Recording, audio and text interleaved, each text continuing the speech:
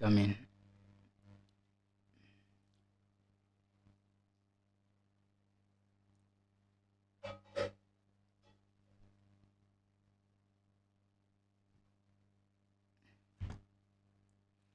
PPI is coming.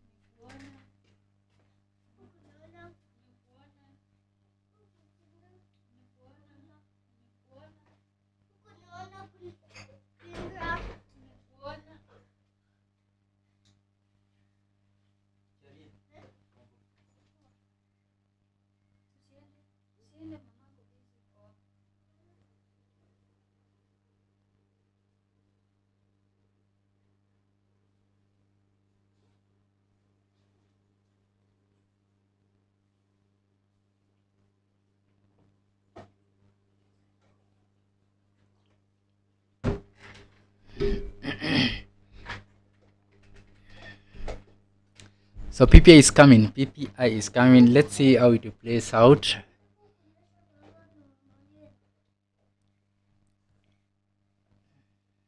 Good bwana. Ndizi iko wapi? Umekula?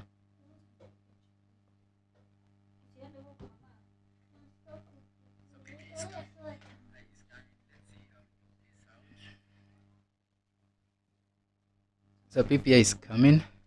We have 19 minutes remaining. I have to get one trade running. So prepare your buy stops and sell stops. You can have your buy stops and prepare buy stops and sell stops.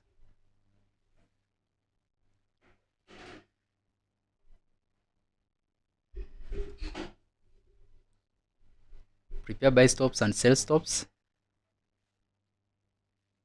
Prepare buy stops and sell stops. Prepare buy stops and sell stops.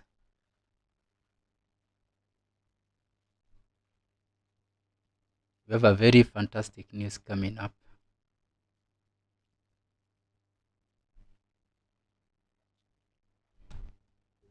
We have a very interesting news coming up. That is the PPI.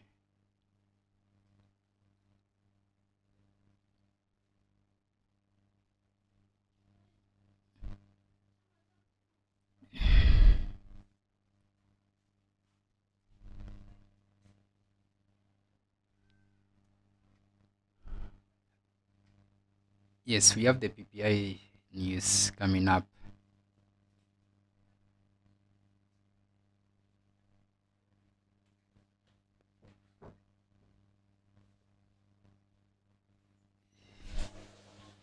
Yes, I'll be targeting the area around 2981. Yes, I'm targeting the area around 2981. This was a very nice setup. And as you can see, the market is almost heading there.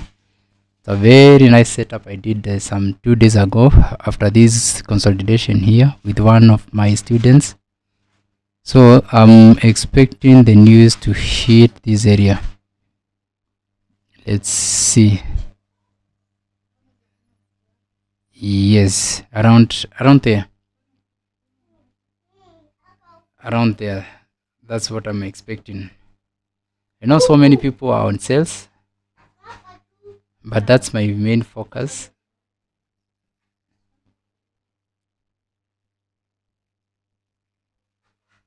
That is my area of focus, this entire range here. This was a very nice setup I gave yesterday when I was trading CPI news yesterday. But I might expect this now. Let's see how it plays out. Let me just adjust that to be there, because I'm expecting the market to pump until here. Yes, the market has a lot of energy now. So this is what I'm expecting during the CPI. Thank you for those who are watching. Let me hear what your thoughts are during this PPI news which is coming up. Is it a buy or a sell? Is it a buy or a sell? We have 8 minutes remaining. Prepare your buy stops and sell stops. Please prepare your buy stops and sell stops. Prepare your buy stops and sell stops because it's about to go down.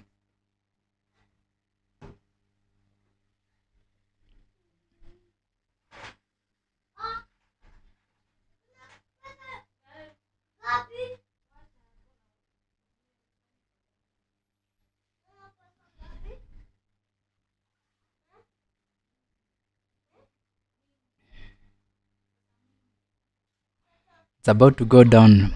I'm preparing my buy stops and sell stops.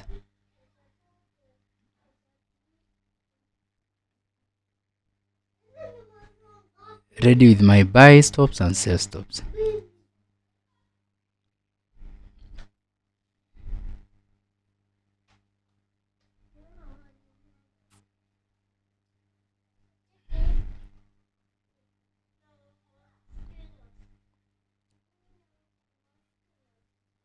I'm now ready with my buy stops and sell stops.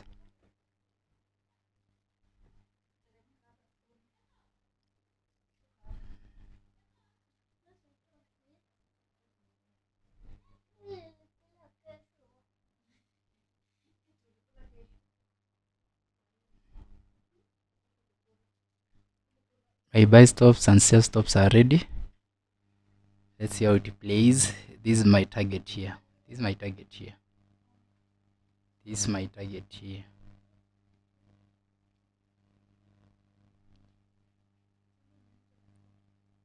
I'm looking at buys. Now I can go to lower time frames. Yes. This one came out very successfully. You can see. Just followed my trend line. So I can do away with this one for now. I can do away with this one. It was a very nice setup. This was another setup also. So this is now my latest setup. I'm looking at buys. Kufa mara moja, kufa dereva.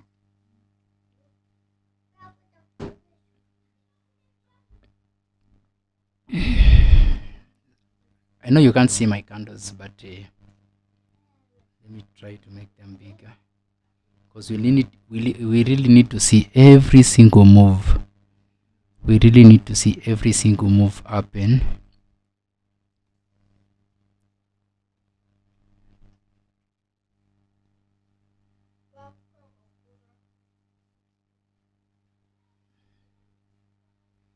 Just do buy stops and sell stops, but I'm looking at buys.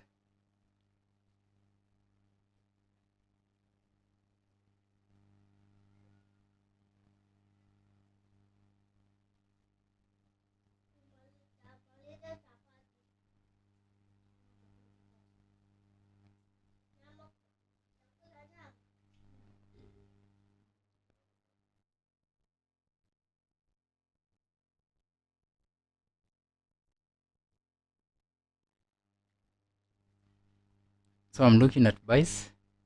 I have to set my buy stops and sell stops. But I'm looking at buys personally.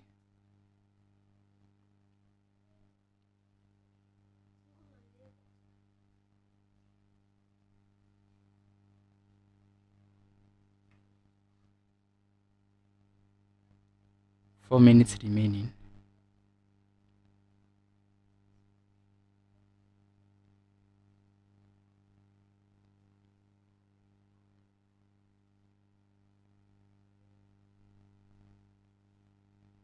I have my buy limit at 29.50. That's where I have my buy stops.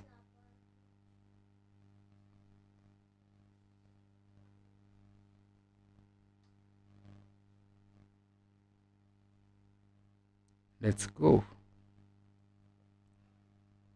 Yes, my buy stop is at 29.05.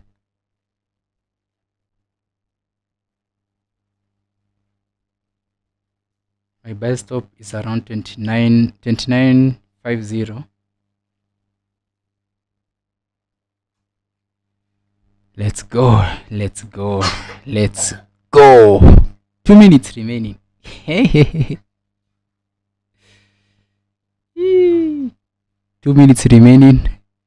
Kama umelemwa na kutrade, you can wait to trade after.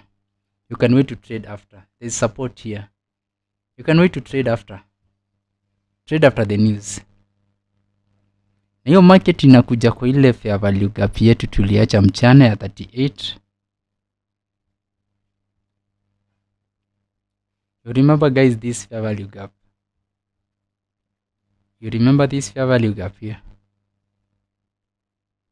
You guys remember this fair value gap? You remember this fair value gap? Also available in 30 minutes and 15 minutes. A very tricky zone. But anyway, I'm looking at buys. So there is liquidity here. Has it been swept? Bado. The liquidity has not yet been swept. Seconds remaining.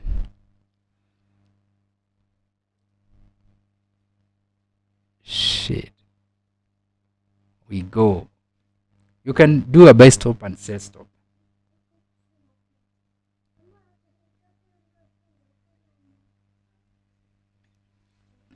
Has that liquidity been swept? Bado. I'm looking at buys. Let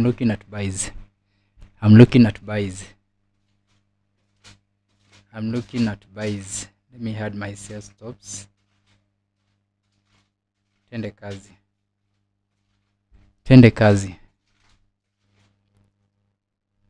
10 seconds remaining. How many are watching? Let me hear where you're watching from. Or you are looking at your MT5. Let's go. 5 minutes. Mimi nimeka buy stop. Siko ndani bado. 5. Kwisha. Kimebuy.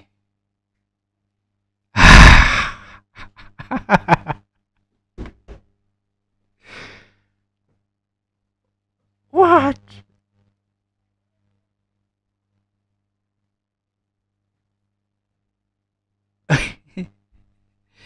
A very nice buy there.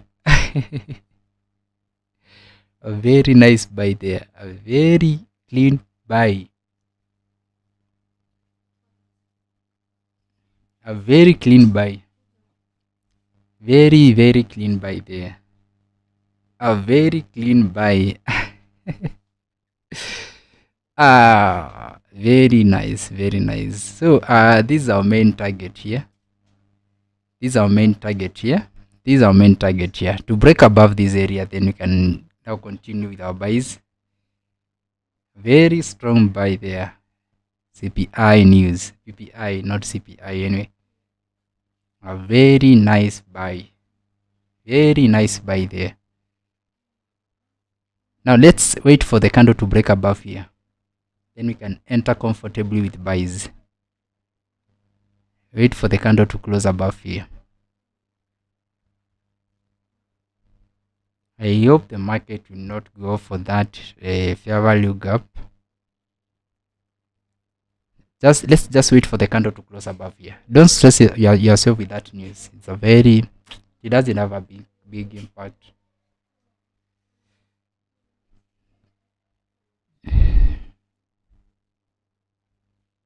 Let's wait for the candle to close above here.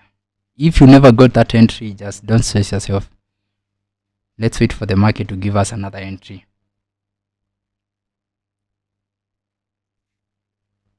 Let's wait for the market to give us an entry.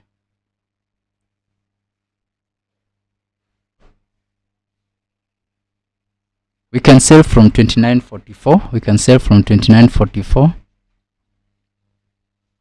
Let's wait for the market to give us another entry. Now, prepare now to buy. There's a gap at looking at 1 minute. There's a very big gap there. So let's wait for the market to grab that gap. Yes, here, this area here. Let's wait for the market to hit this area here, then you can enter. We can enter from here. So move your buy stops to here. We can buy from here. I'm using 1 minute. Remember, the market is very volatile as we speak. The market is very volatile. Let's wait for the market to hit here. Then we can enter with buys. This is 1 minute. This is 1 minute. So the market has just corrected that 1 minute candle.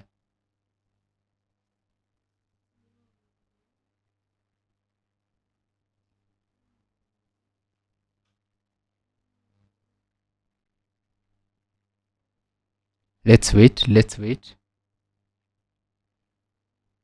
There's a gap there to be filled at 44. Yes, the gap has been filled now. There was a gap here. Looking at my MT5, there's a gap here. Has it been filled? Not yet. Almost there. Yes, now we can enter for buys now.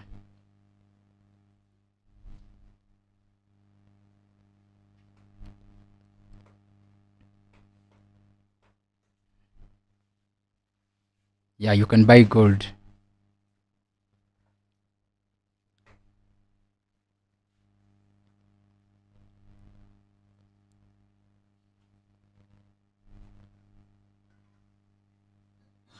And the spread is so big.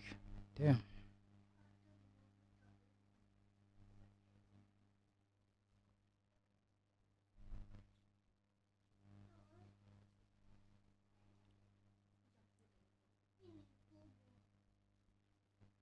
This is CPI news.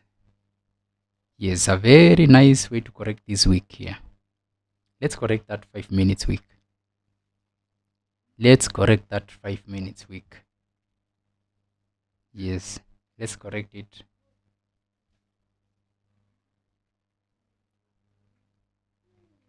Let's correct that 5 minutes week.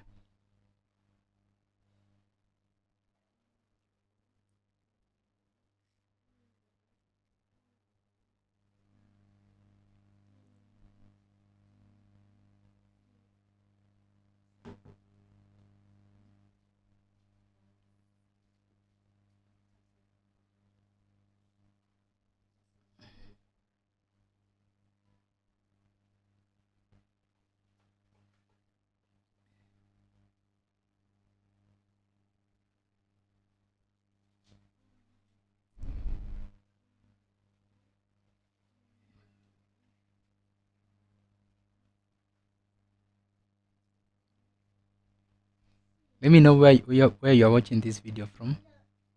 You'd have a clean buy. Though the impact was so big, wasn't that big as I expected. Please let me hear your views as we wait to correct that 5 minutes candle.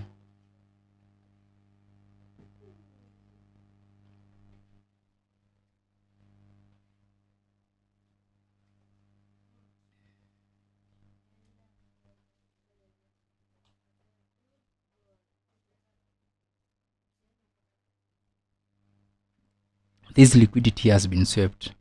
There was a liquidity here which has just been swept.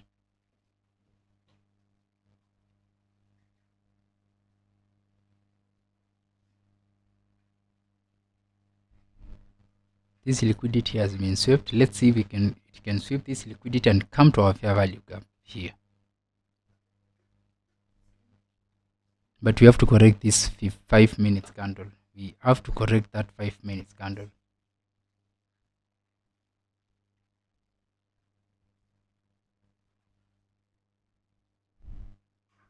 Nilikuwa na entry ya kitambo. I'm still running in reds. I cannot hide. So let's see.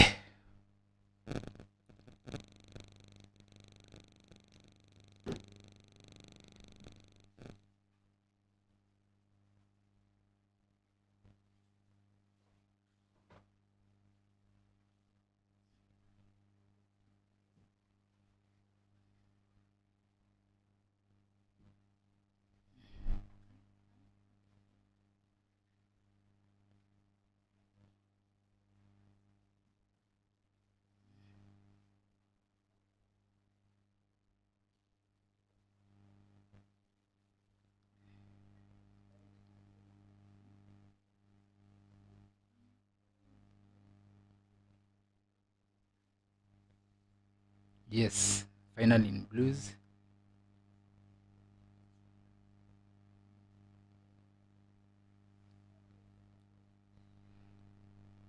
Almost there.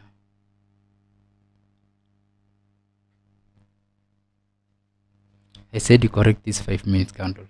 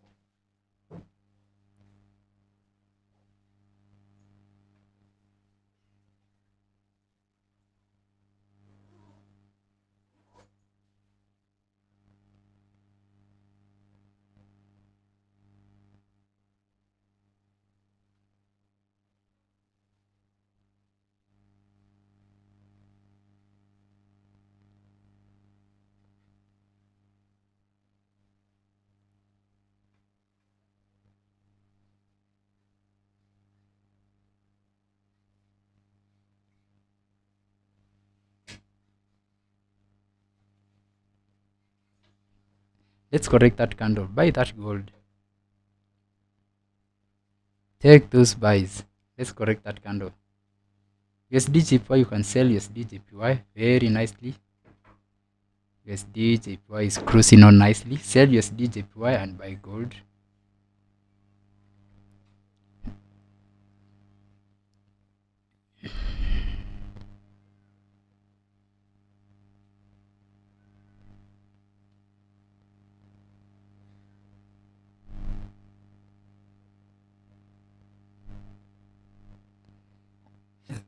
Sell USD JPY and buy gold.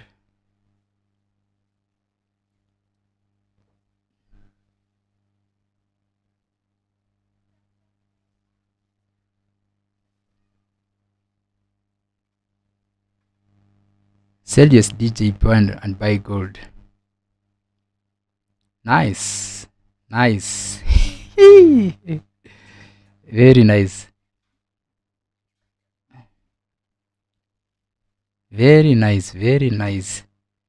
I said buy USD JPY, buy gold and sell USD JPY. Very, very nice.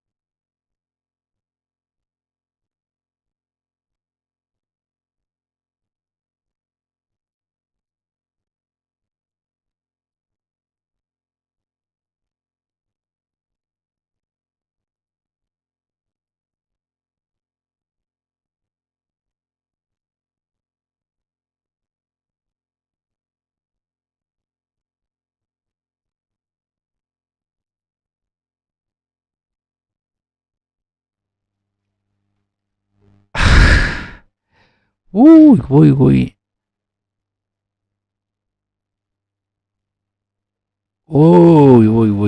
Just remembered nimeweka. Oi. Just remembered nilikuwa nimemute. Kai. I would have been said buy gold and sell USD JPY. Damn. I hope you guys got that signal right. Damn, man. Anyway, it's okay. What? Sawa. Nimerectify hiyo. Thank you, Isa.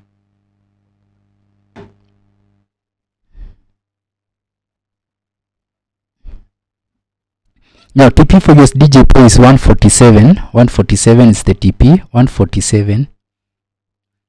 TP for USD JPY is 147.72. 147.2. 147.72. 147.7 is my TP. 147.72 is my TP for USD JPY. So whoever wants to jump in for USD JPY, you can do so. Personally, I'm in sales on USD JPY.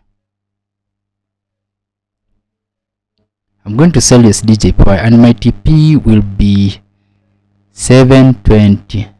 147.72. That's my TP for USD JPY. Sasa naweza weka hiyo alafu nizime simu ama namna gani? Yes. Now tell me now. Sorry about the sound. Now let's look at a higher time frame. What happened in a higher time frame? There's a very strange candle there. You can see this is the entire candle that has been formed. The market tapped at our zone again and flew all the way. That's what happened. So we're waiting to see the candle, to wait for the candle to close above here. Then we can comfortably target 3,000 on gold. Why can gold create a new high today?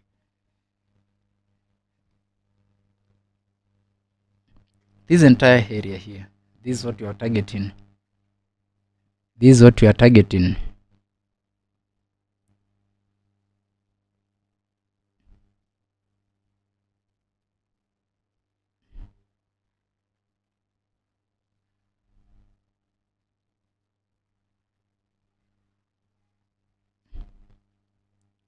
This is the entire area we are targeting here.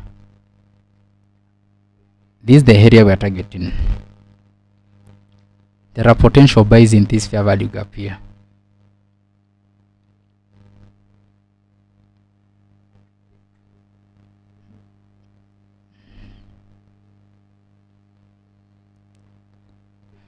So guys who are on USD JPY, how are the temperatures on USD JPY? I know things are not really looking really nicely, but if you are able to hold until 720, 147.720, utakuwa fiti sana. If you are able to hold that sell until 147.72, if you are able to hold that sell until there, you are very safe. If you are able to hold that sell until there. But until now, let's just wait. Let's see how the market will play. Gold is already consolidating, so for now, let me just watch gold. To be honest, let me just watch gold. I closed my buys. Let me confirm, because I'm trading gold and USD JPY in two different accounts. Yes, I'm still in blues on gold, so I can either hold or close, but gold is behaving in a funny way, so I'm still in profits. I'm still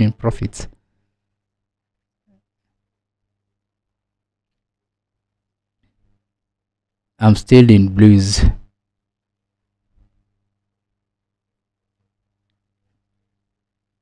But for now, I'm going to sell USD JPY until 147.720. I'm going to sell USD JPY until that area.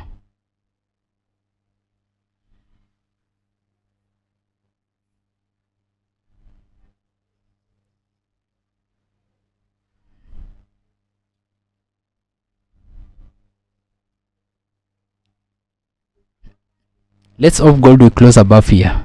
Let's wait for any candle that will close. Kama hujaingia, just wait for an entry.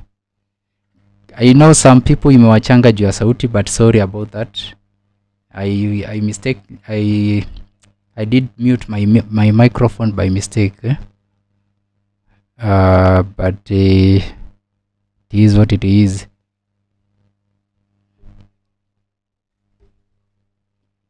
So let's just wait for any candle that will close above here or below here. Then we can target this fair value gap here. Remember this fair value gap here. This entire range here, it's another point of interest. But it was a very nice buy. Hiyo news imepiga 250. It was a very nice buy, though I never expected such a hiyo impact haijanibamba sana. I think I should close my buys. Yeah. Can we look at USD JPY? No, let's wait. Many people are looking at gold from my WhatsApp group.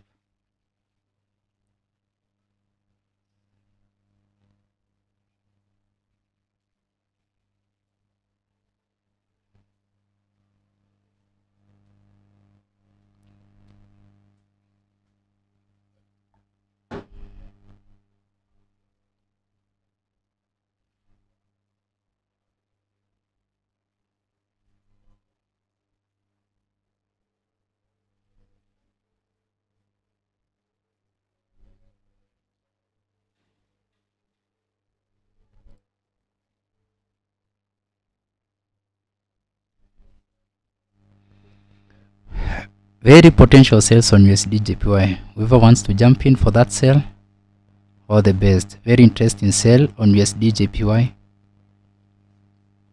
Very soon I'll be trading live here with my live account. I've been saying that for long, but I know very soon I'll be trading here with my live account. But I'm holding sales until 147 point, at least 147.7 there. I'm holding my buys until there. My sales on USD JPY until that area.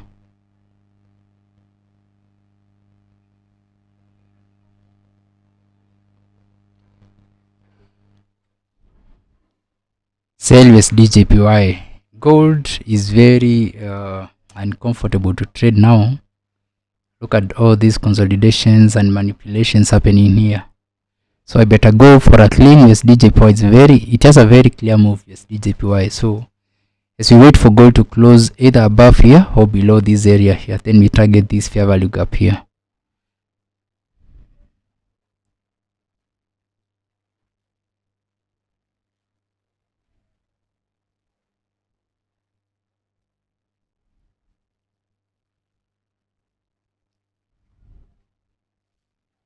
So sell USD JPY. After take profit at around 147.8, 147.7 there. At least 147.7. If you are able to hold, the better for you. If you are able to hold that sell on USD JPY, better for you. As we wait for gold to either close above here or below this area here, then we target our fair value gap, which is around this area. This fair value gap has been here in all the time frames, in 30 minutes, 1 hour. Yeah, we have this fair value gap here. So it's another point of interest. Another point of interest, a zone to take care of. So let's wait for any candle that we close above or below here. Below here or above here, then you can take our sales and target this fair value gap here. I said you sell USD JPY. I said you sell USD JPY. So far so good. Sell USD JPY. Sell USD JPY. Sell USD JPY. We have a very clear range looking at USD JPY. Use 15 minutes and 30 minutes time frame. Look at that entire range. A very smart move. Very smart move.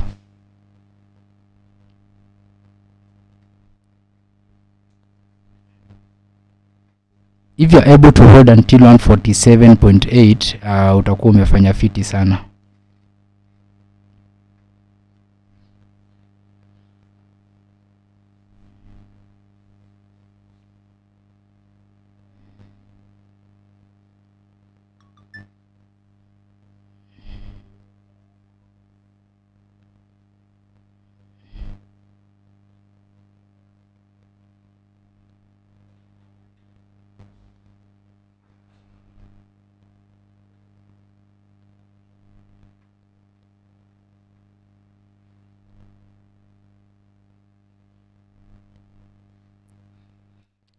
Let's see if gold will close below here. Let's see if gold will close up below here. Then we can take our buys, our sales, and take our sales and target this entire area here.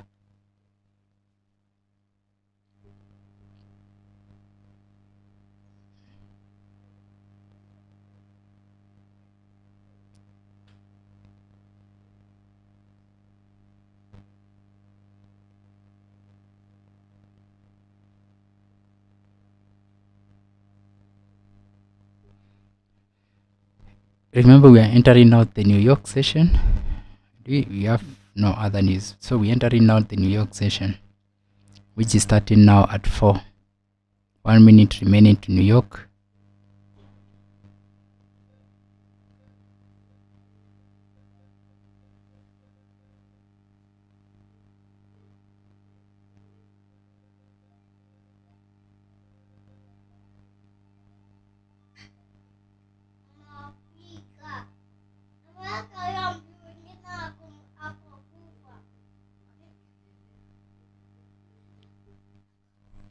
Let's wait for this candle to close below here.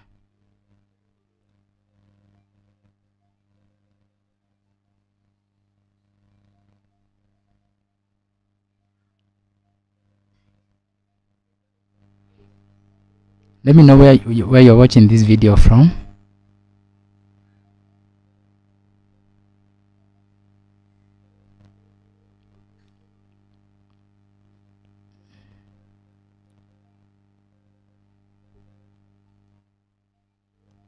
Very nice.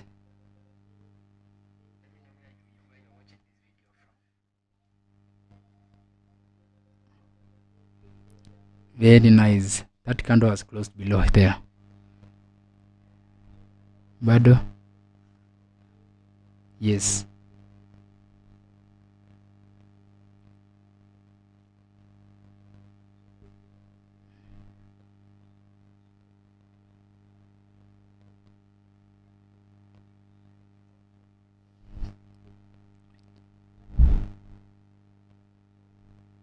So we entering now to the New York session. We are entering on to the New York session.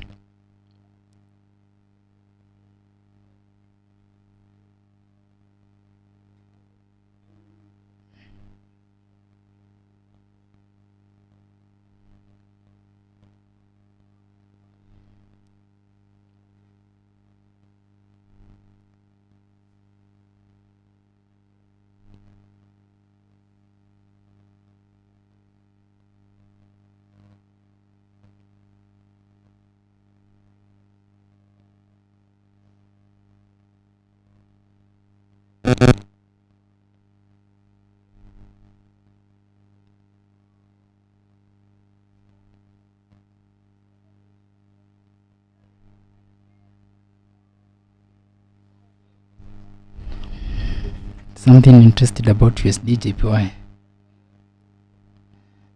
On USD JPY, we don't have a very clear move because there is another range above 148.3. We have a very big range there.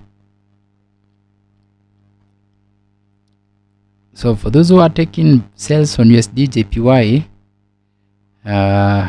temperatures zinaweza panda.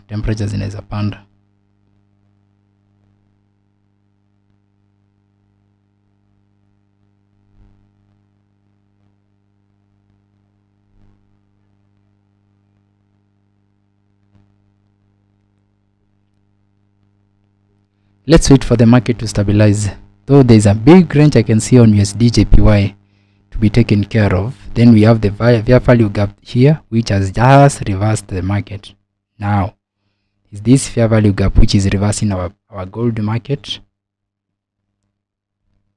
Is this fair value gap here? You can see the market just tapped around my fair value gap and reversed.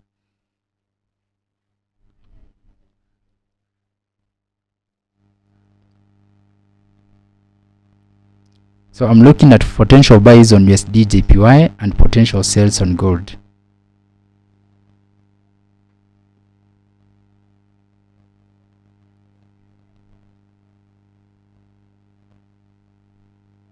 I'm looking at sales on gold and buys on USD JPY now. Now remember guys, we are now on New York. This is now the New York overlap.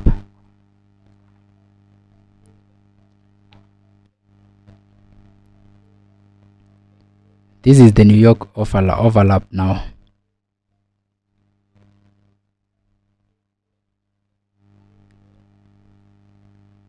I'm looking at potential buys on USD JPY. There's a big range there. There's a big range here on USD JPY.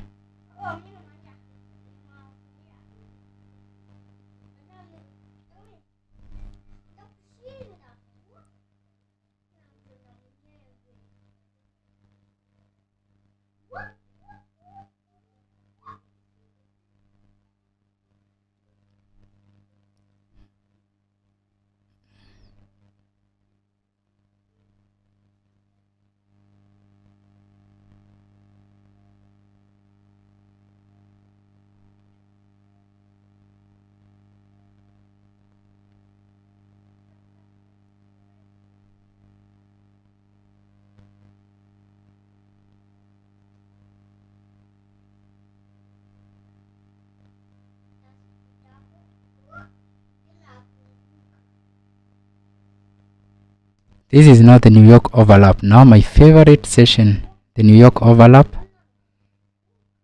Let's wait. Let's see the New York, what the New York overlap has for us.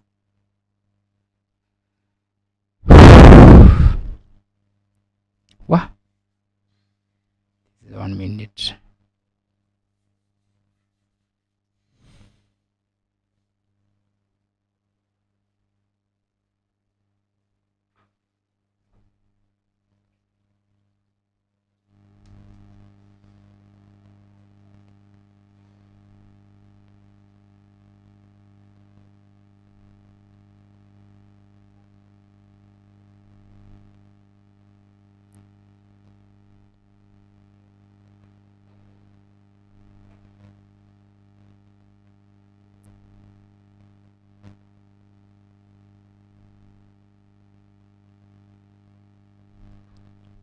Let's see. You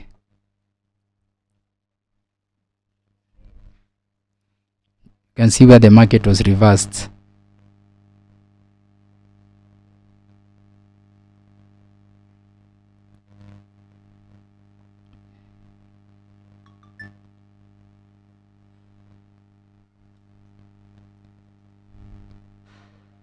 You can see how powerful this fair value gap is.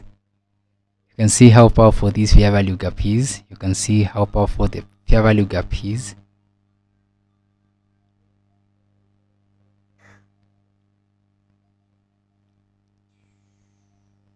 You can see how this fair value gap, how powerful the fair value gap is. For those who are selling in the morning, you remember our TP was around 29.38, where our market just tapped at this fair value gap here.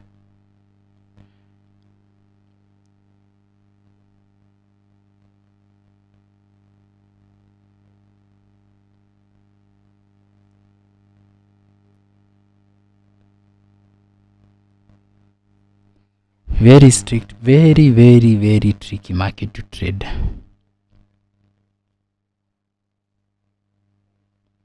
I'm just waiting for any candle that will close below here, whether in 5 or 15 minutes, whether in 5 or 15 minutes, or any candle that will close above here.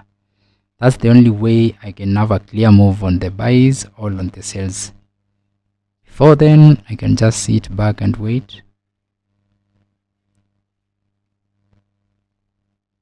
I need a clear candle to close below here and a clear candle to close above here. Only that.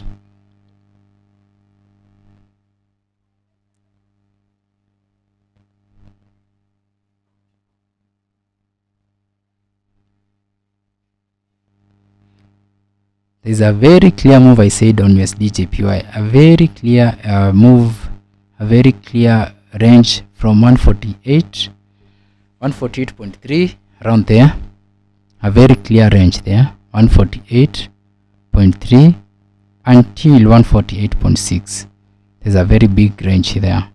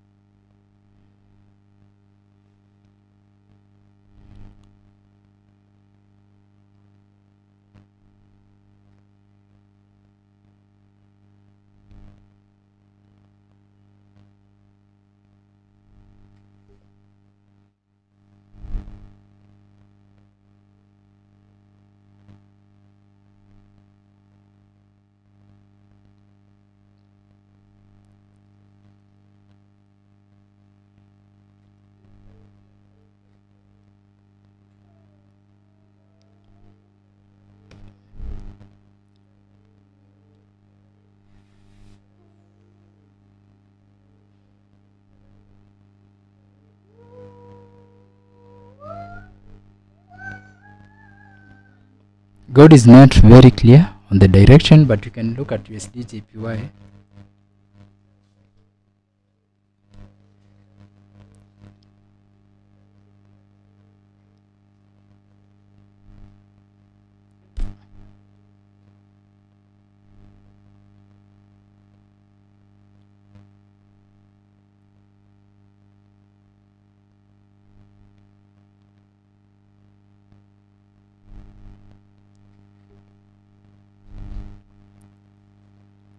Very clear range on USD JPY. Looking at 4 hours, it's giving us a very clear range. Looking at 4 hours, this entire range here.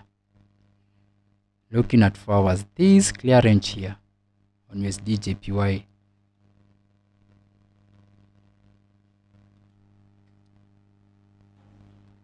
That entire range there.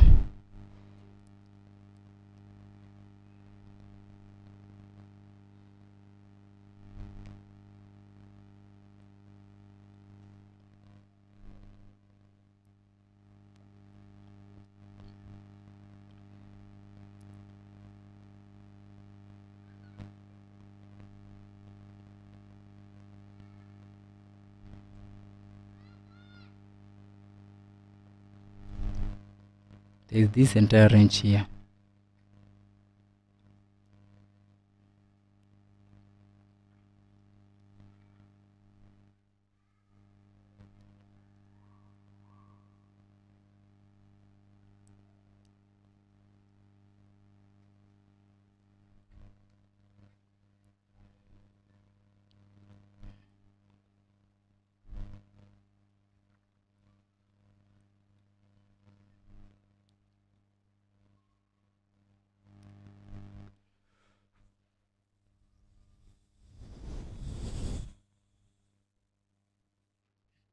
Let's see gold. Kama gold bado itatupea entry. Sipati entry kwa gold for now. I'm not getting any entry on gold. Still playing at my same range.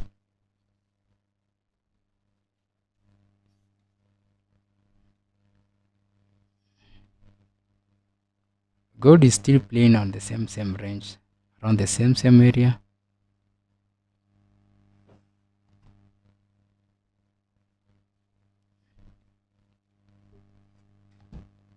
Gold is playing games at this entire area. So let me just circle the entire area to avoid confusion.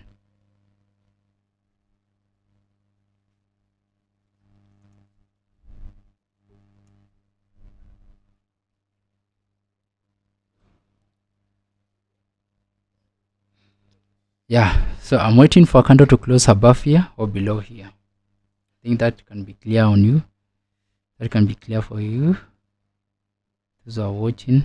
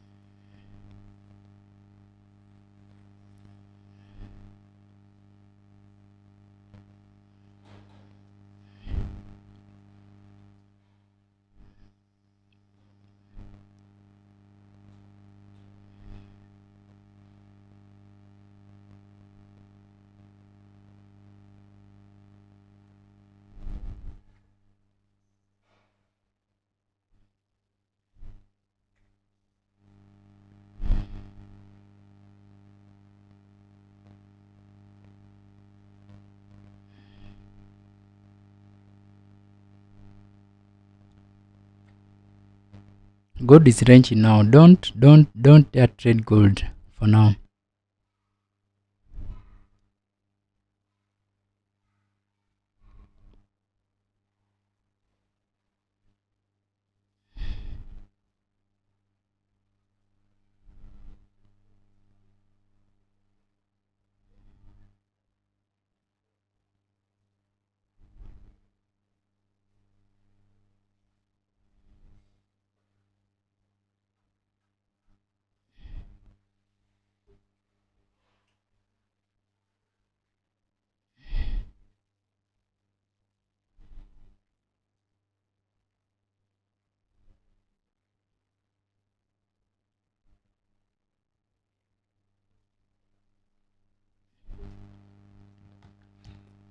Currently gold, you can't know the clear direction of gold, but I'm just waiting for candle 15 minutes candle to close below here or above here.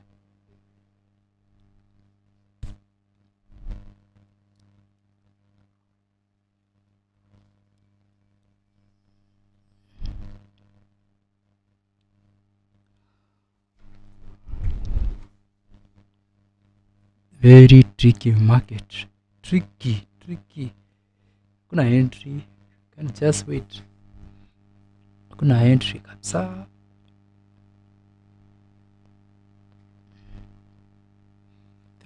The market just stopped 15 minutes ago. The market just stopped our fair value gap. And reversed.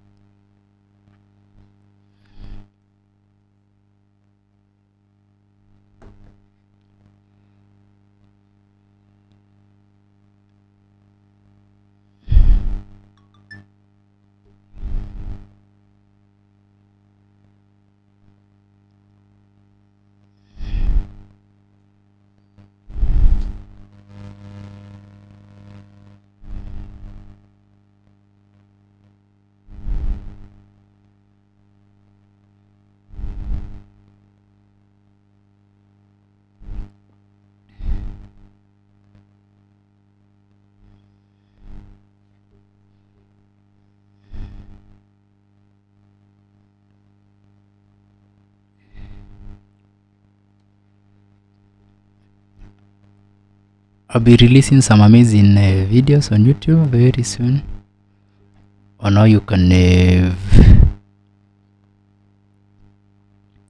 deposit and withdraw from your accounts, both on HFM and FBS also, since I'm working with HFM, FBS and just markets.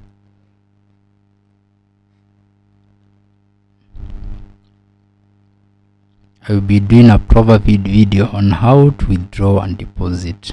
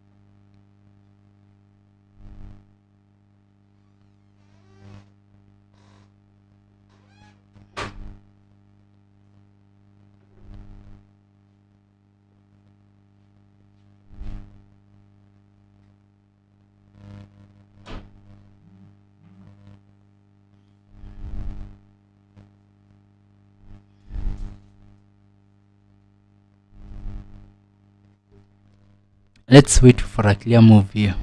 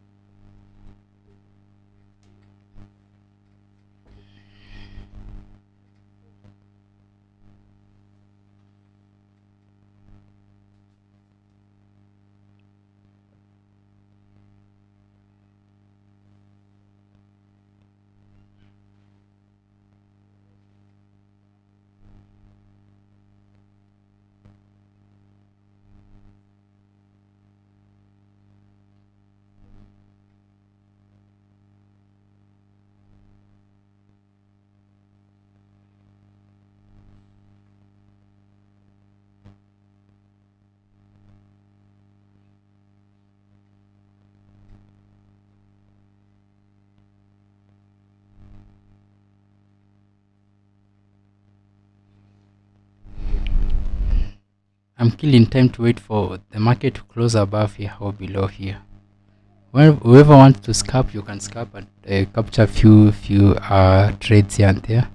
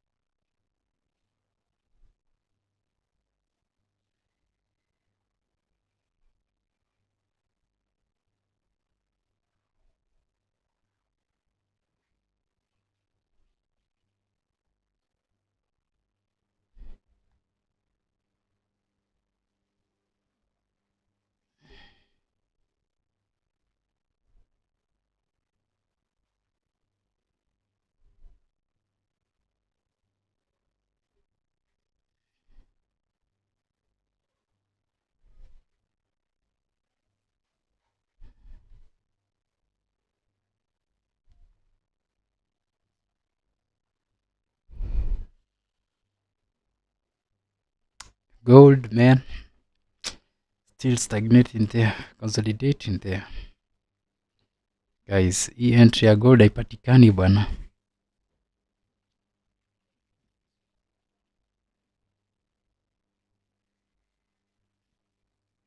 Let me know where you're watching this video from. Let me know the guys who are watching now. Remember guys to subscribe. Remember guys to subscribe.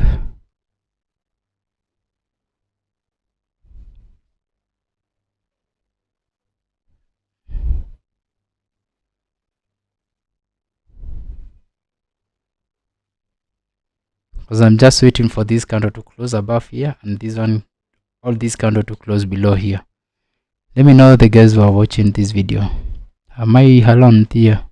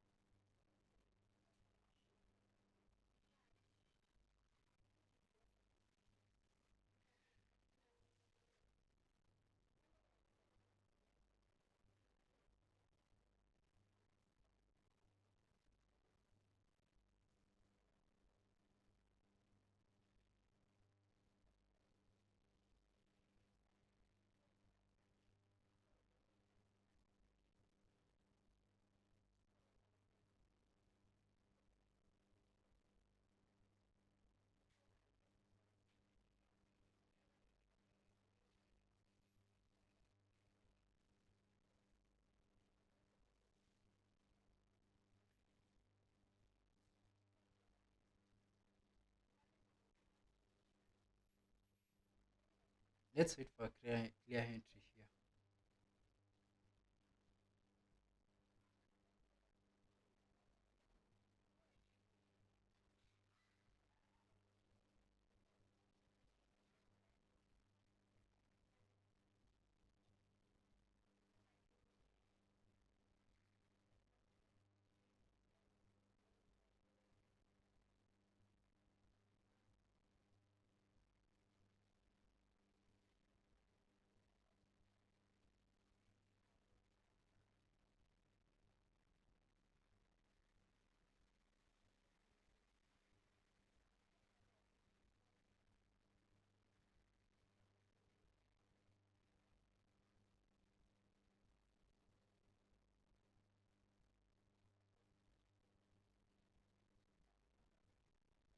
Let's wait for a clear move here.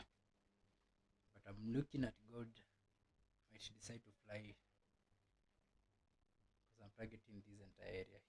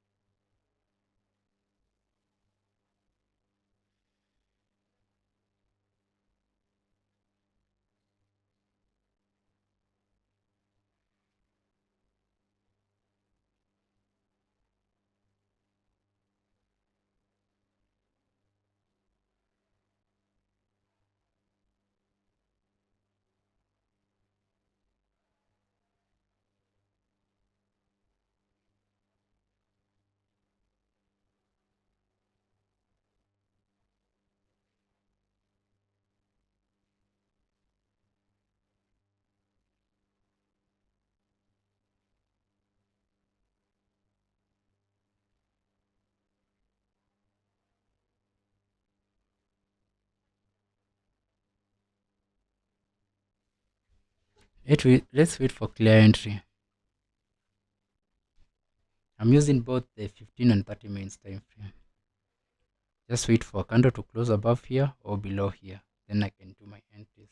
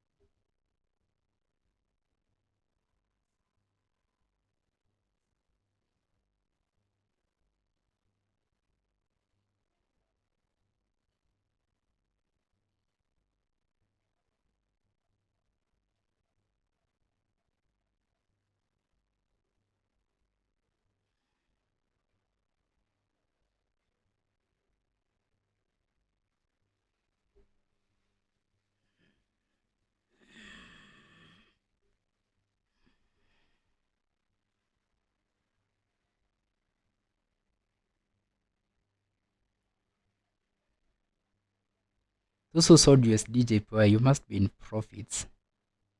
Those who sold USD JPY, you must be in blues. Those who sold USD JPY, you must be in blues.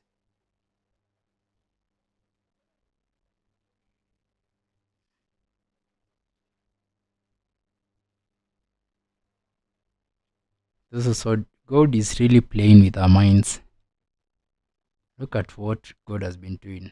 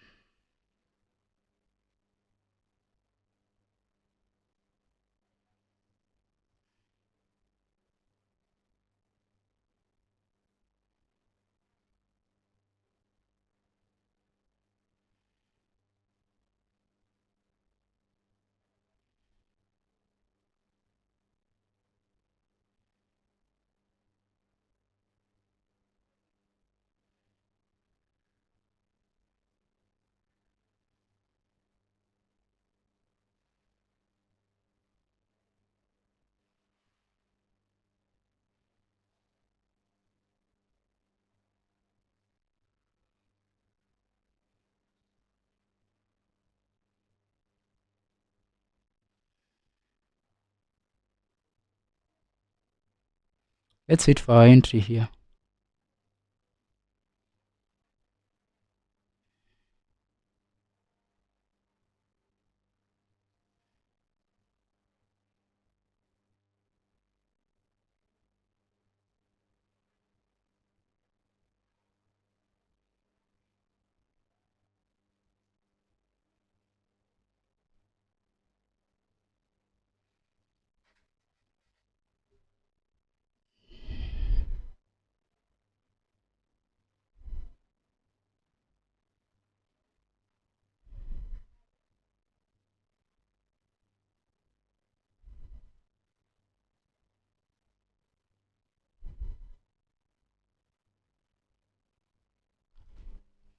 Let's wait for that candle to close above there. 10 minutes remaining to close the candle. 10 minutes remaining to close that candle.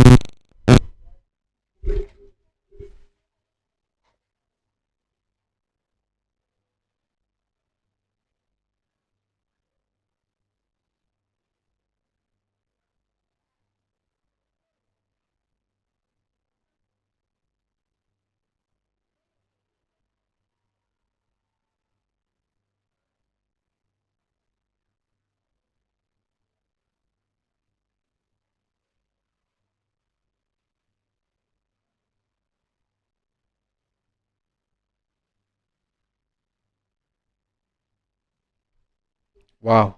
Wow. Wow. 9 minutes remaining.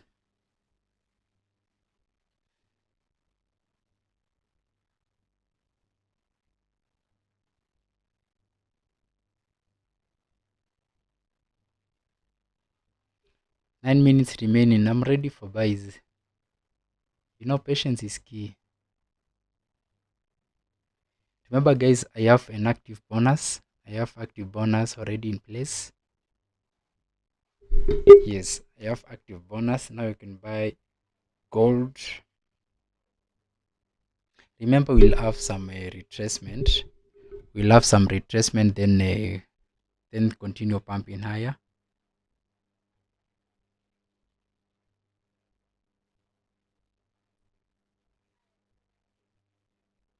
Let's see.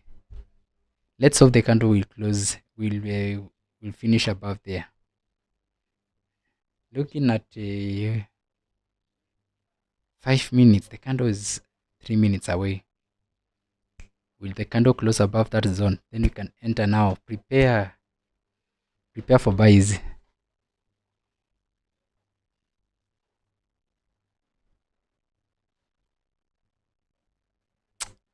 Damn. What is happening? Wait for that candle to close. Let's wait for that candle to close already. Though I'm already in, but I'm going to wait for that candle to close. I'm waiting for that 5 minutes and 15 minutes candle to close. We have 2 minutes remaining to close the 5 minutes candle. If it closes above there, this is what I expect. This is the kind of move I'm expecting. I'm expecting the candle to come close above there. No, come close above there. Retest to that zone, then I can fly. Yes, that's what I'm expecting. 1 minute remaining to close that candle. I'm almost in blues. I decided to chase the market. It's a very crazy move. So if I take my buys from here, this will be my TP at around 29.56. Will be my TP. Already some positions are already in blues.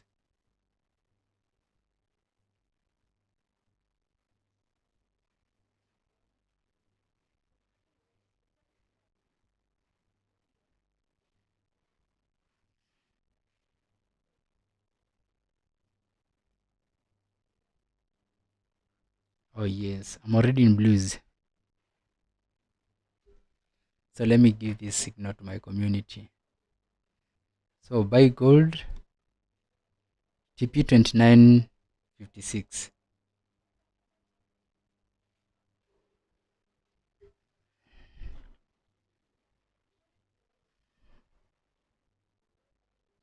TP1 29.52. TP2 29.56. TP3 you can fly as high as 2900 or 300.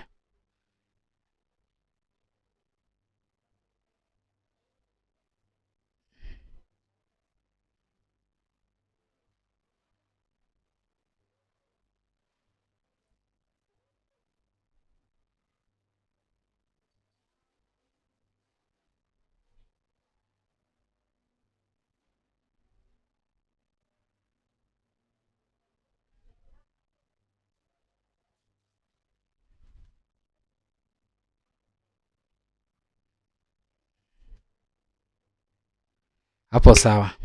That's the only confirmation I was waiting for. So I'm waiting for a retest, then we continue. That's the only confirmation I was waiting for.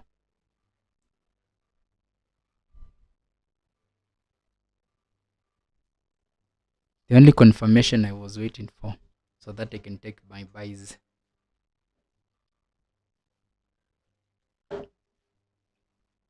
A retest, then we continue.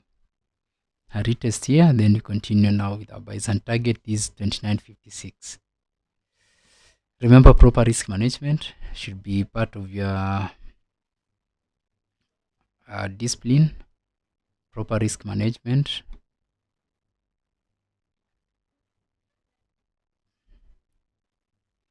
Nice one.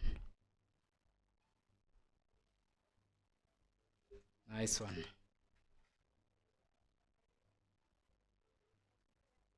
Yes, already in blues. Already in blues. Already in blues. Ah, yes. Finally in blues. Wow, can you go full time in blues? Stop playing with me. Yes, blues. I'm targeting 29.52 as my TP1, 22.56 as my TP2. So let's see.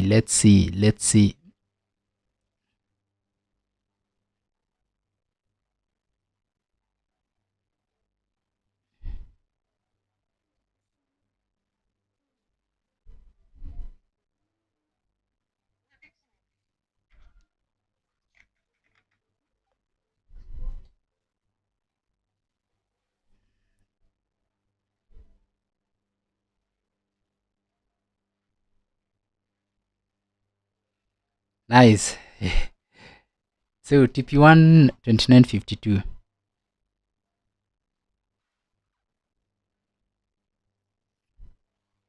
TP1 29.52. Patience is key. That's what I always say. Patience is key. Patience is key. I'm rolling in blues. Patience is key.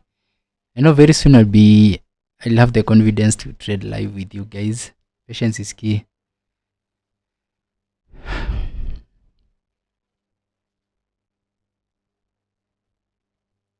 We almost hitting our TP1 at around this area here. Remember the 15 minutes candle as 3 minutes remaining for we might expect a retracement kidogo, then we continue. But our main focus, because since the market has not closed above this area the entire day since yesterday, so it means the market, we're expecting the market to continue pumping higher until this area here. Remember, there's this liquidity to be swept. Looking at 4 hours, it's this liquidity here. So this is the area I'm targeting.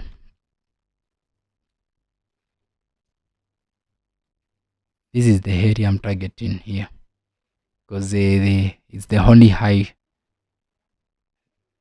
So I hope you guys are rocking in blues. Remember, I'm using a 5 minutes and 15 minutes time frame. Remember, we're also expecting some retracement in the 15 minutes candle, but it is already closing above our zone. So it's a very clear. Remember, when I was drawing this, I said we're waiting for the candle to close above here. That is what has happened.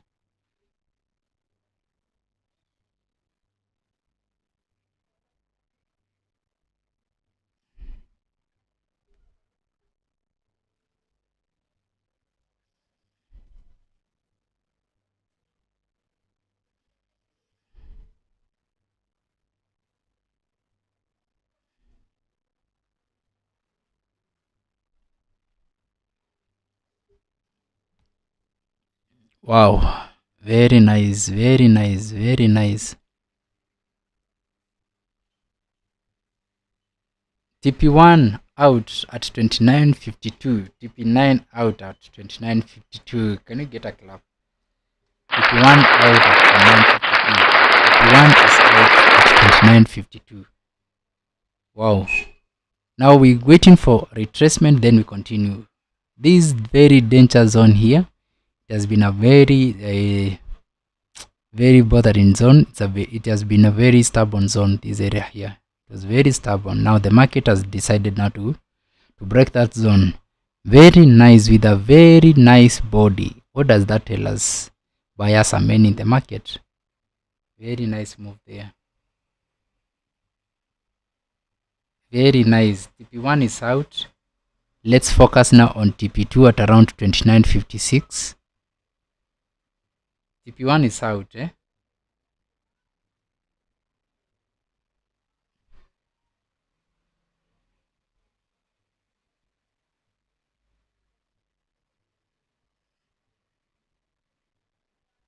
Kuna tulikuwa umeshikilia by sell za USD JPY. Hey, sorry man. Hey. I said I don't hold that I losing trade for long. I don't hold that I losing trade for long. some people are already waiting for the retracement on USD JPY. Where USD JPY doesn't want to come down. We're expecting this, what we were expecting, a pullback, then we continue. But USD JPY itashuka. Those who are holding on USD JPY, don't worry about that.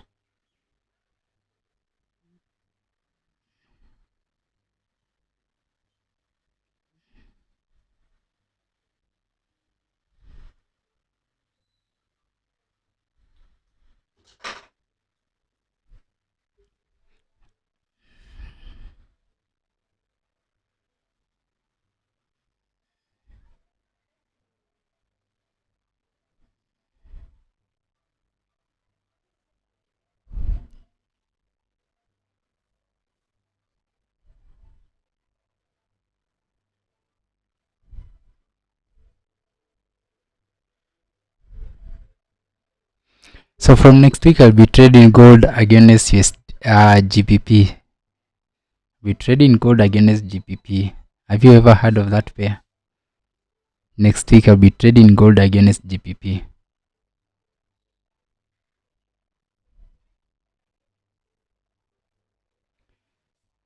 So let me hear your feedback. Are you sure gold will create a new high today?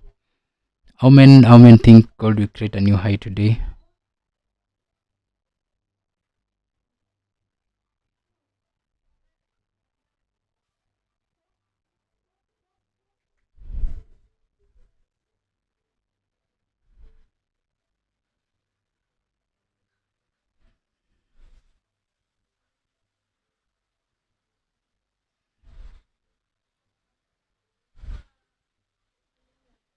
A pullback, then we continue. Gold might create a new high today. That retracement is normal. Then now we can continue now with our buys until 29.56. Remember our TP was around 29.52.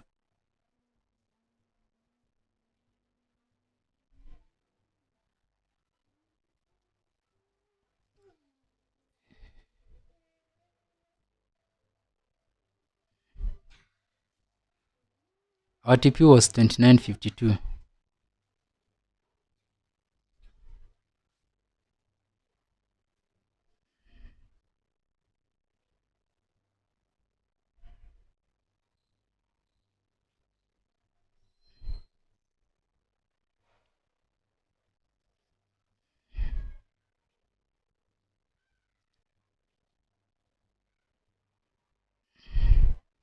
So Esther Irungu, Esther ni WhatsApp, ni WhatsApp sahi, so that I sort you on how to link with the MT5.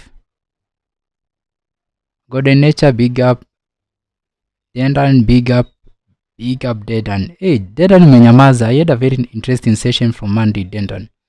Na ulimiss, wacha kunyamaza bwana Dedan. Nitafute Dedan. Hatujamalizana bado. Remember we have more classes to do, Dendan. Dendan nitafute. Esther, WhatsApp me. Isa, I can see you. Nani mwingine hapa? Wasa waja mention.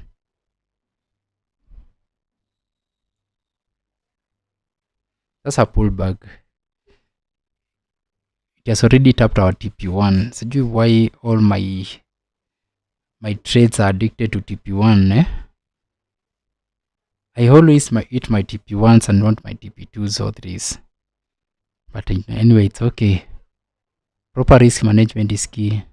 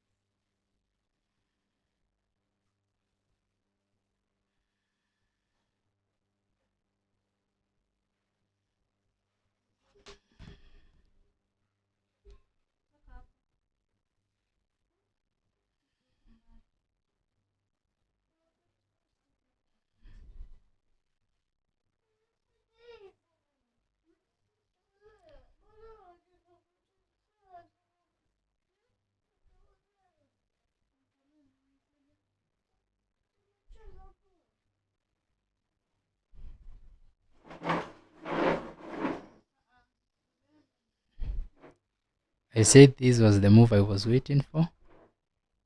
So my entry was around this area. So some positions are already in red, but I'm almost coming to blues. Oh yes, I'm already in blues now. That's where my entry was. This was the area where my entry was. So I was waiting for that pullback, then we continue now. So I'm already in blues. I can add more positions comfortably. Yes.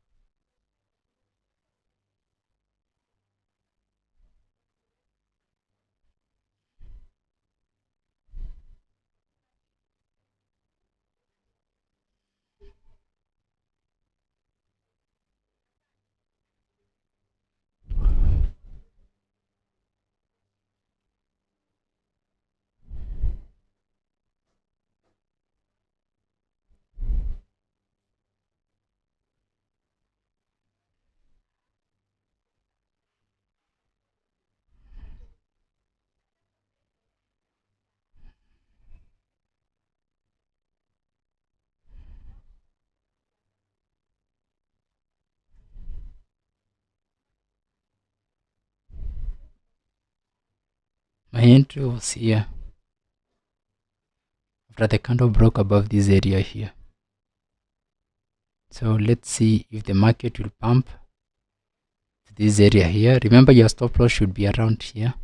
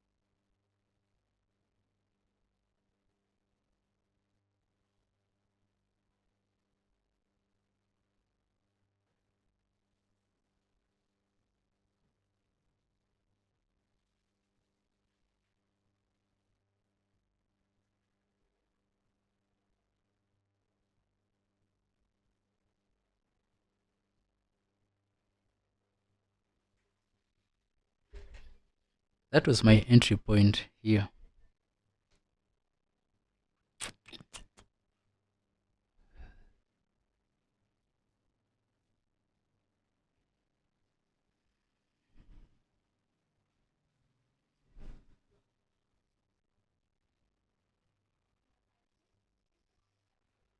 Low time frames will always disappoint you. Lower time frames will always disappoint you, but I use them for confirmations.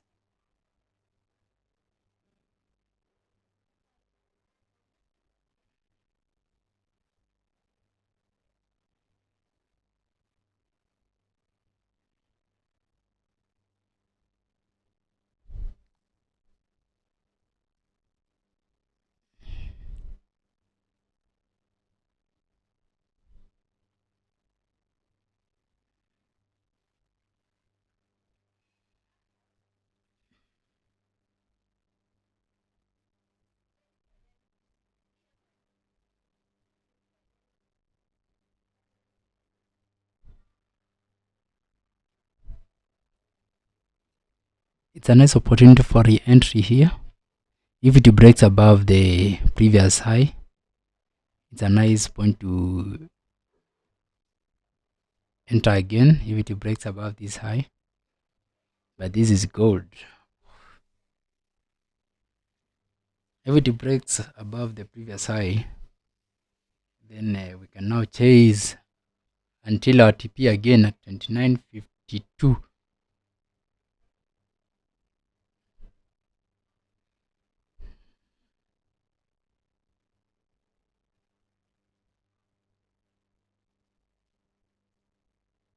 Nice. Buy now. Buy gold. Buy gold. Just buy gold. Buy gold. Just buy gold.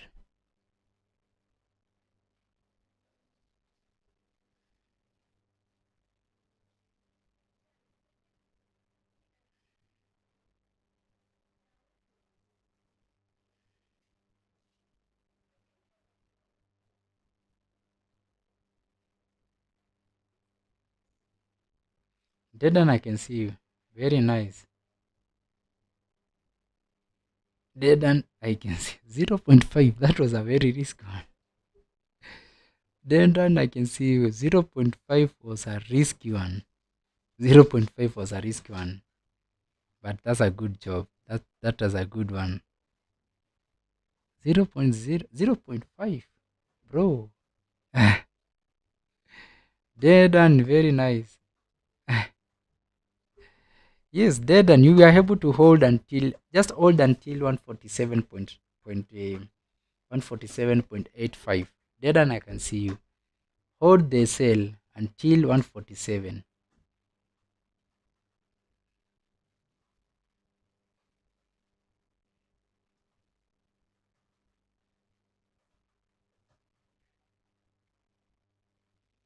Until 147.8. 147.8. Big up, bro. Big up. This is a very nice move. A very nice move here. Dedan, I can see you on YouTube also. Hold the buy on gold or the sell on USD JPY. That's what we said. Hold the buy on gold and hold the sell on USD JPY. Very nice. Big up, Dedan, I can see you. Dedan Jenga. Esther Irungu, please WhatsApp me so that I can guide you on how to attach your MT5.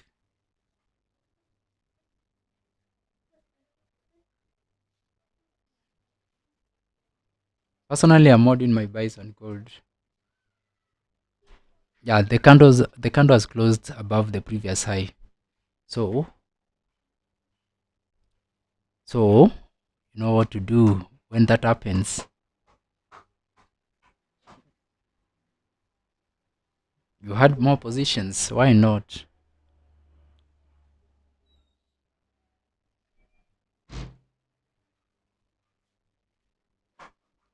You had more positions, full margin.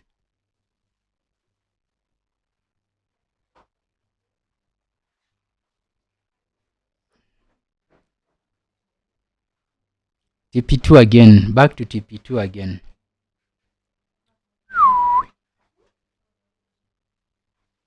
Back to TP2 again at 29.52. Back to TP2, back to TP2. back to TP2 again, back to TP2.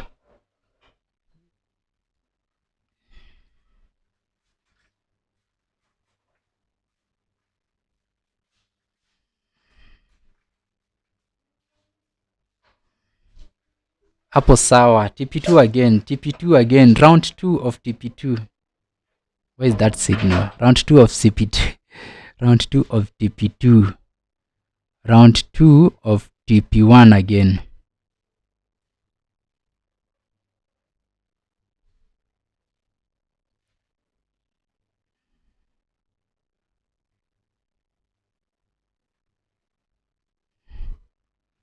Hapo sawa. Round 2. And you're already flying in blues. Let it close above the previous high. We are targeting 29.56. A very nice one. Targeting 29.56. Let it break above these previous highs. These two highs. Let it break above. It has taken out TP2 again. This is the second time the market is collecting the TP2. I was expecting this pullback in 15 minutes. I was expecting this pullback, then you continue. So I'm targeting this area here. Yes, let's see how it plays. Let's see. Big up the guys who are watching. I can see very nice. Sheldon, I can see you. Sheldon, is it Sheldon? Sheldon tumetoka mbali.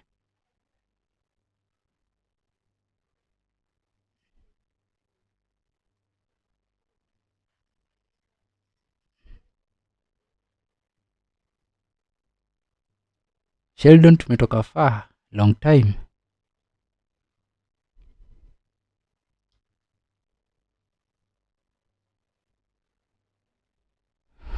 So Dendan, please lock your profits. Dendan, lock your profits. Dendan, lock your profits. Don't know why my account is not going full margin. Keeps on telling me no more enough money, no enough money. But next week I'll pump my account with some good capital. Fund your account so that we can do this thing next week. You fly in full margin. You're flying full margin. You're flying full margin. You're flying full margin. You're flying full margin. I'm targeting 29.56. I'm targeting 29.56 full margin.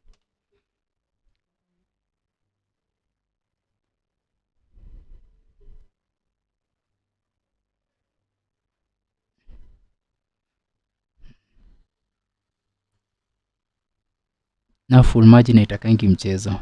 You get to blues then unatoka. We? Cause hiyo kitu.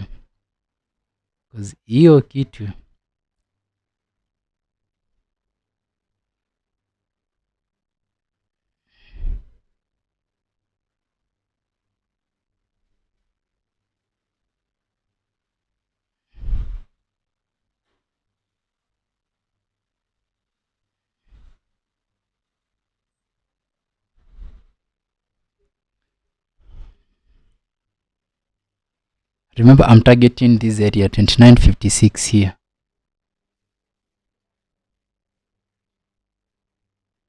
That's where I'm targeting. So the candles are beginning to get smaller. Very alarming rate. We've just opened a new 4-hour candle. Is it? No. Not yet.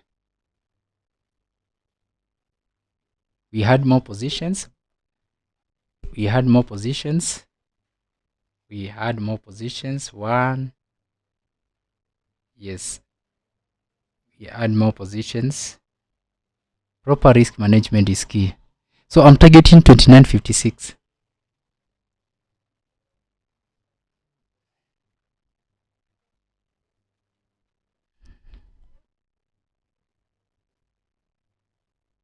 Thank you those who are joining. Thank you guys, those who have been around since I started this life.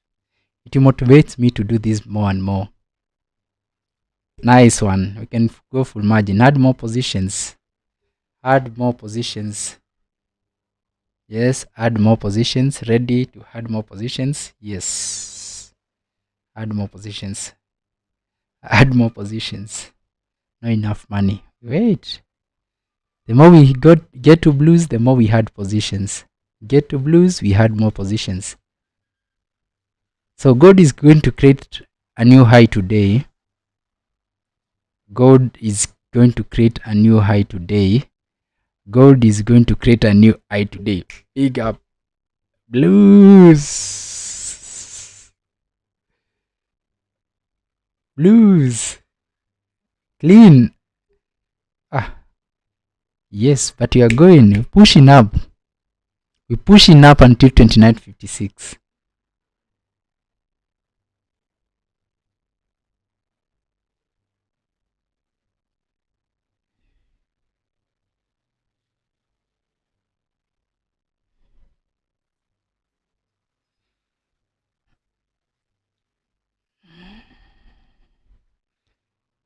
Dedan big up maze. Hey, Dedan hapo umeokota. Dedan target 29.56. Hey, Dedan leo you've made my day. Target 29.56. Target 29.56. Because gold has created a new high. I think gold has created a new high. Target 29.56. Target 20. Because looking at weekly, it's almost breaking the weekly candle and the monthly candle. So gold is going to create a new high. If it breaks above there, then we're gonna fly until 3,000. Gonna fly until 3,000. Gold is going to create a new high. Remember, I'm in full margin. Remember, some positions are still in red. I just added 2 positions. So I love to add more positions. Gold is going to create a new high. Let's go. Sweep that liquidity. Imetusumbua sana. Please don't retrace from there. Don't retrace from there na nimeingia full margin. I think I should take that profits kwanza. Why are you going back? Why are you going back? Anyone trading with me? Dedan, I can see you. Big up maze. But always move your stop loss.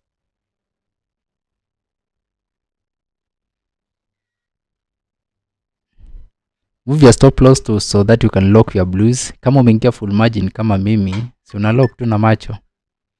Hakuna option.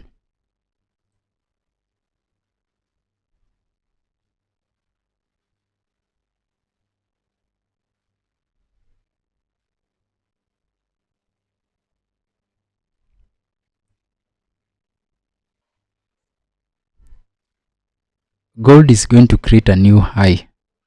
That one I'm for sure. Gold will create a new high.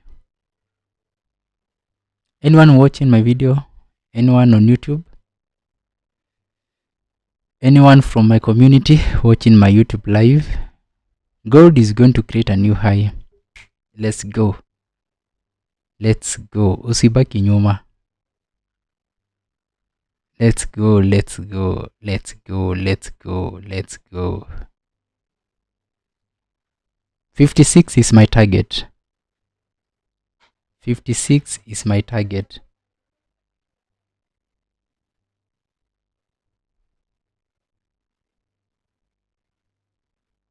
$56 is my target. Kibamba sana, you had more positions.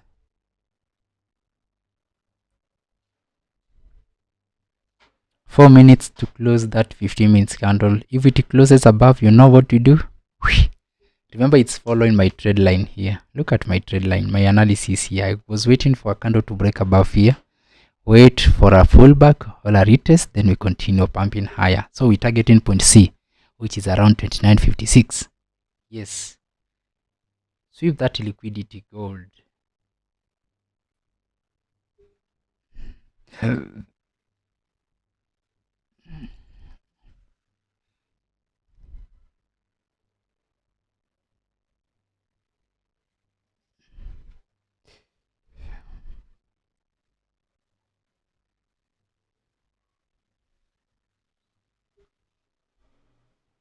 Four minutes remaining to close that candle so that we can know if it's a clear confirmation that it has broken these previous highs.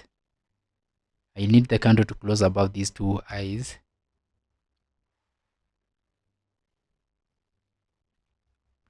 Please lock your profits. Oh shit.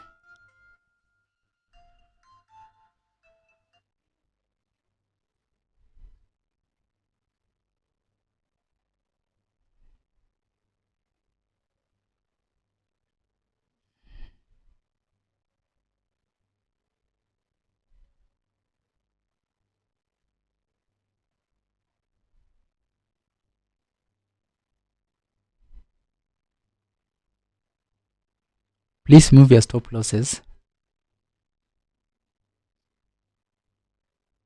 Move your stop losses. Lock your profits. That's what I mean. Lock your profits. Lock your profits. Then big up, Mazi. Leo, you've made my day. It was a very risky move, eh? 0.5, bro.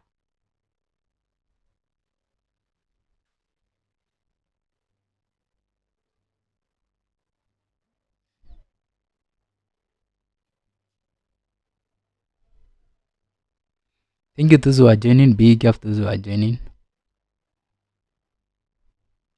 Big up. Target 29.56. Wow. I wish the candle closes above that area. Close. Target 29.56. Woo. Ikibamba sana hard positions.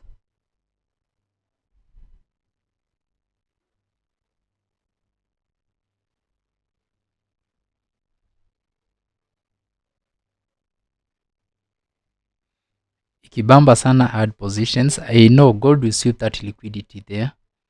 I was looking at the daily candle. We are almost there. We are almost there. We are almost there. We are almost there. So no doubts that gold will create a new high today. No doubts.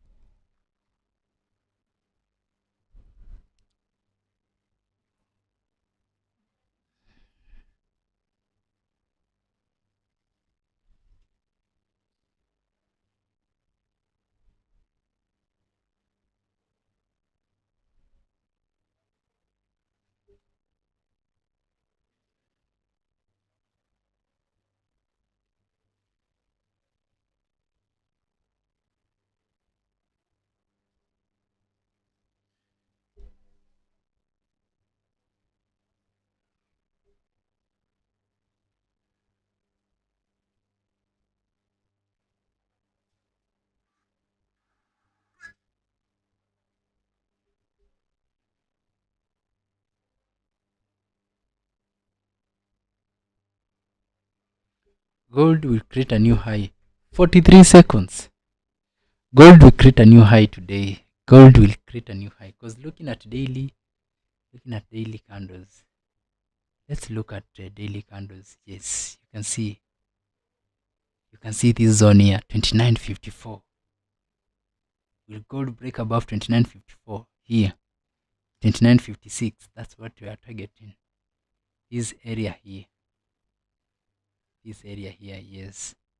That area. Yes. Yes. Ikibamba sana hard positions. That's the area we are targeting.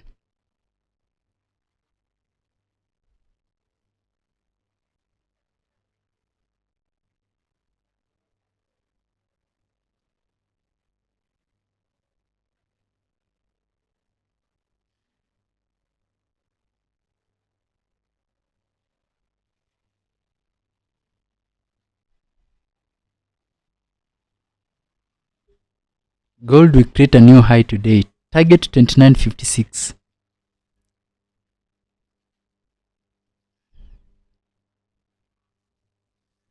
What is happening on USD JPY? What is happening on USD JPY? Wow. Ikibamba sana hard positions.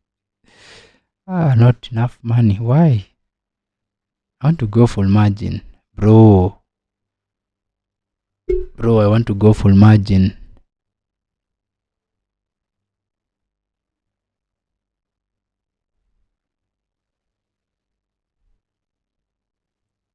$29.56 is my target.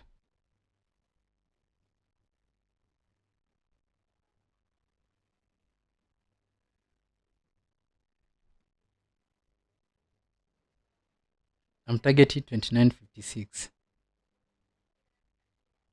I'm targeting this area here, 29.56.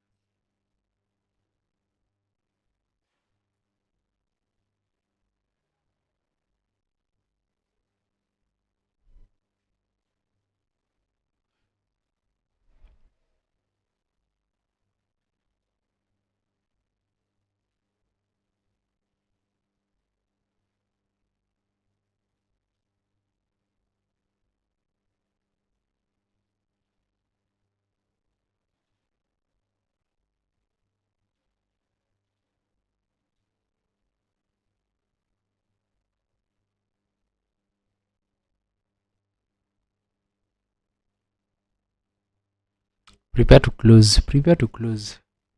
Prepare to close. It doesn't want to sweep our liquidity.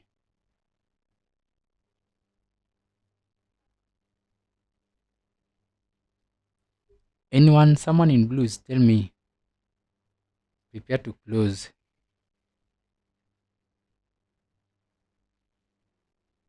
I'm out.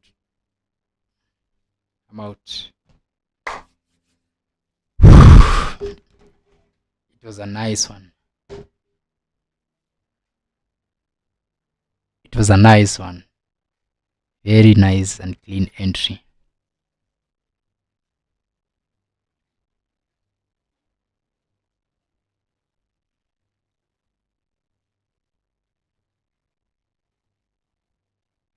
Now when you see candles getting smaller, you need to be very careful when you see candles getting smaller. Although we are targeting 29.56, but be careful when you see candles getting smaller. Be very careful.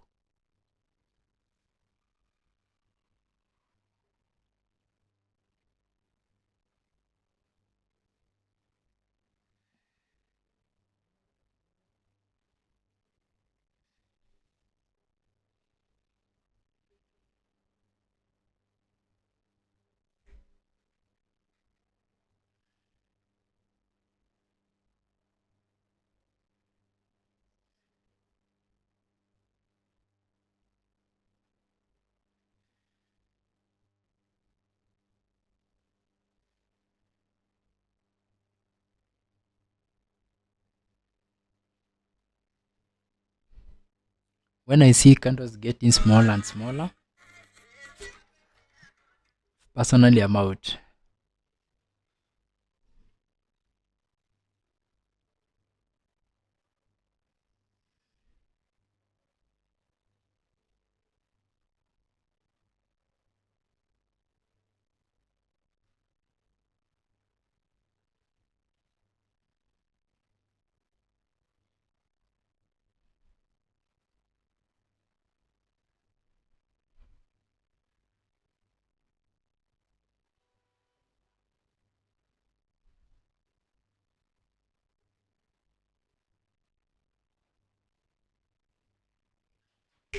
Hapo sawa. We're almost there. But personally I'm out.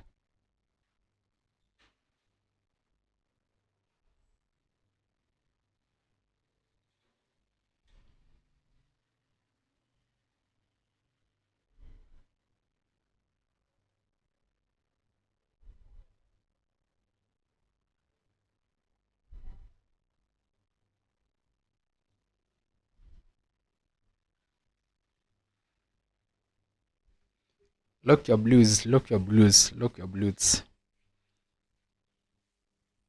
Lock your blues, lock your blues. Thank you for the guys watching from YouTube. Thank you for everyone who is watching from YouTube. Thank you so much for the guys watching from YouTube. Thank you so much.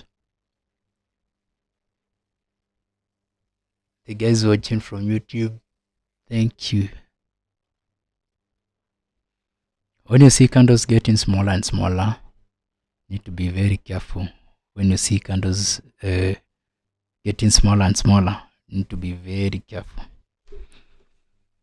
because this is gold at the end of the day.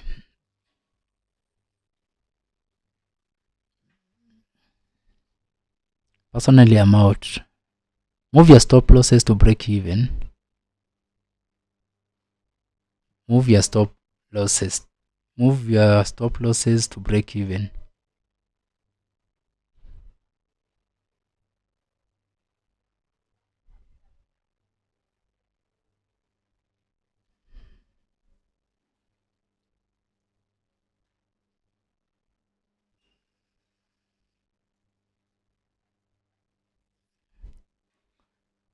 Move your stop losses to break even.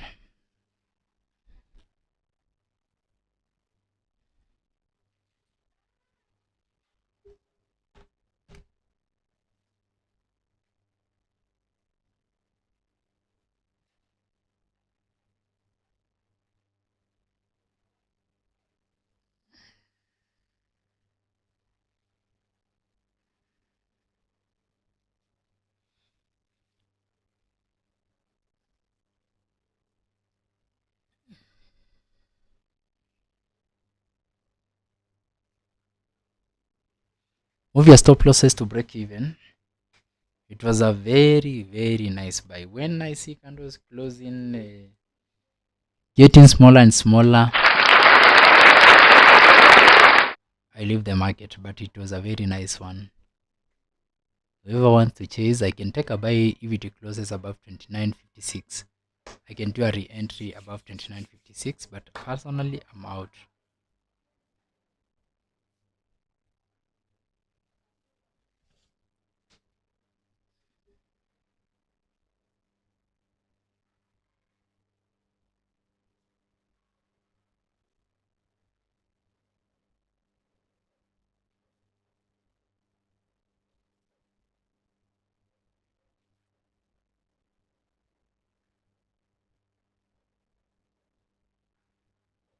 You're in for sales. Hey, Lance.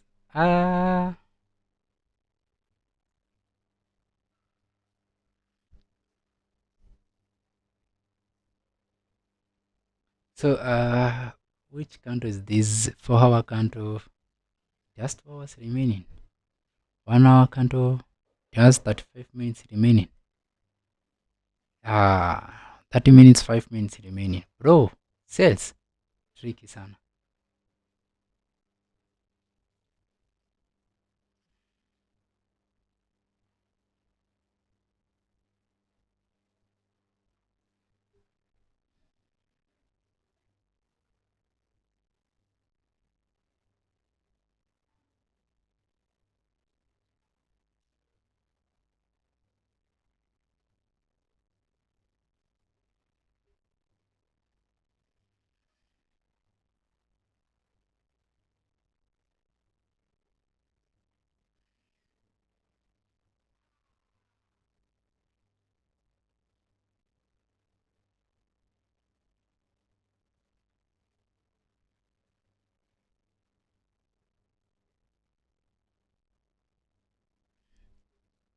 Don't focus on sales for now. Let's wait, because the 4-hour candle bado iko na 2 hours. 30 minutes candle is almost closing. The 15 minutes candle is almost closing. And the 1 hour candle is almost closing. As 35 minutes remaining. So don't focus on sales for now. You can wait to see if the market will sweep this liquidity at 29.56.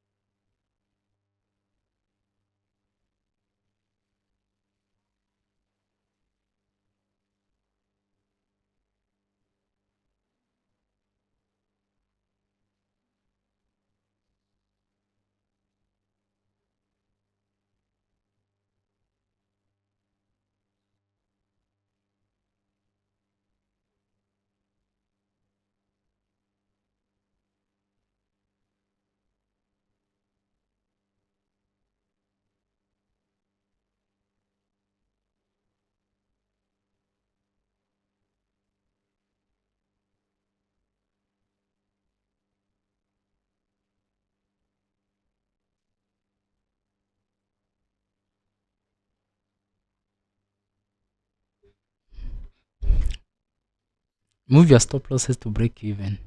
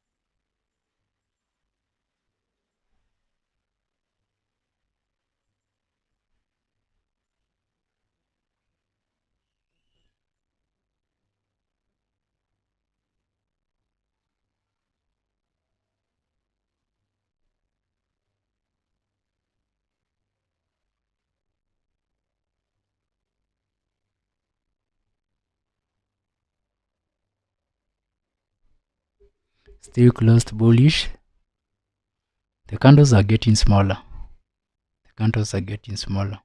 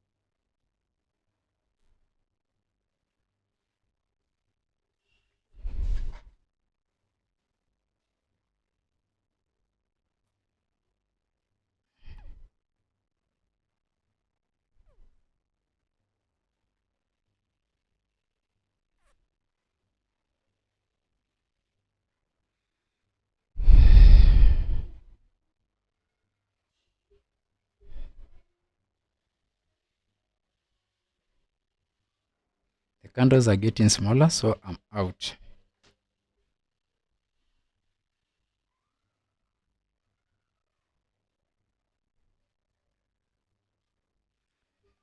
It was a nice trade.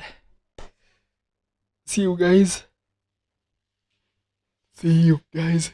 It was a very interesting trade. Our signal went 100%. Okay guys. See you next time. See you tomorrow. See you tomorrow guys.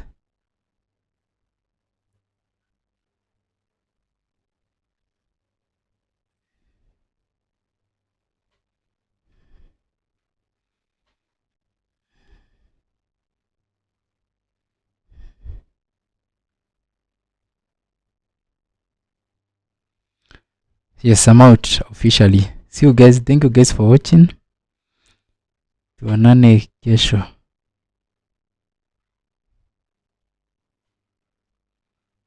I fear when the candles get smaller. So thank you so much guys.